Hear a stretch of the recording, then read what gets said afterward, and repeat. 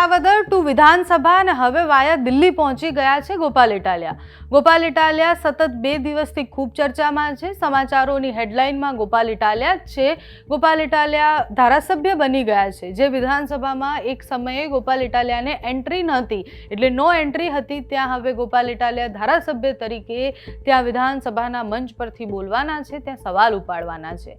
ગોપાલ ઇટાલિયા અત્યારે દિલ્હી ગયા છે। દિલ્હીની જે હાઈકમાન્ડ છે ત્યાં બધા જ લોકો સાથે મીટિંગ કરવાના છે। અરવિંદ કેજરીવાલથી લઈ અને બધાને મળશે પણ ખરી, અને ઘણી બધી વસ્તુઓ હવે ગુજરાતની રાજનીતિમાં બદલાવ એટલે આવશે કારણ કે આમ આદમી પાર્ટી 2022ની ચૂંટણીમાં ખૂબ સરસ એવું કહેવાય કે પોતાના માટેનો માહોલ બનાવ્યો કે ભલે અમે ત્રીજો પક્ષ છીએ પણ લોકો અમને પસંદ કરી શકે છે। ઘણી બધી જગ્યાએ કોંગ્રેસ કરતાં પણ વધુ મત આમ આદમી પાર્ટી લઈ ગઈ અને ત્રીજો પક્ષ ન ચાલે એ ગુજરાતમાં આમ આદમી પાર્ટીના નેતાને લોકોએ જીતાડ્યા।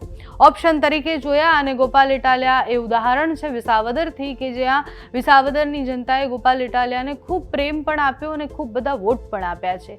માત્ર માહોલ બનાવવાથી કશું જ નથી થતું અને જીતવું હોય તો મુદ્દાસર આપણે રાજનીતિ કરવી પડે, એનું પણ ઉદાહરણ એ વિસાવદર છે। ગોપાલ ઇટાલિયા દિલ્હી પહોંચ્યા છે અને હવે એવું લાગે છે કે જ્યારે દિલ્હી પહોંચ્યા છે ત્યારે ગુજરાતની રાજનીતિમાં એના કારણે હલચલ થઈ શકે છે।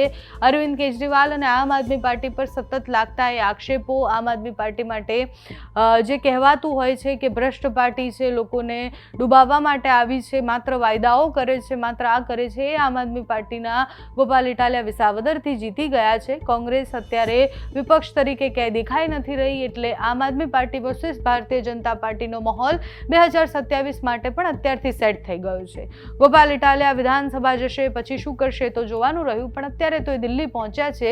દિલ્હી એરપોર્ટ પર એમનું સ્વાગત ખૂબ ભવ્ય રીતના કરવામાં આવ્યું છે। ત્યાં બધા જે નેશનલ લેવલના નેતાઓ છે એ પણ ત્યાં હાજર હશે, મિટિંગો થશે। મિટિંગ પછી ગુજરાતમાં આમ આદમી પાર્ટી શું નવું લઈને આવે છે એના ઉપર બધાની નજર છે। તમને શું લાગે છે કે વિસાવદરની એક જીત એ આમ આદમી પાર્ટીના ભવિષ્ય માટે શું લઈને આવશે? અમને કમેન્ટ્સમાં જણાવજો।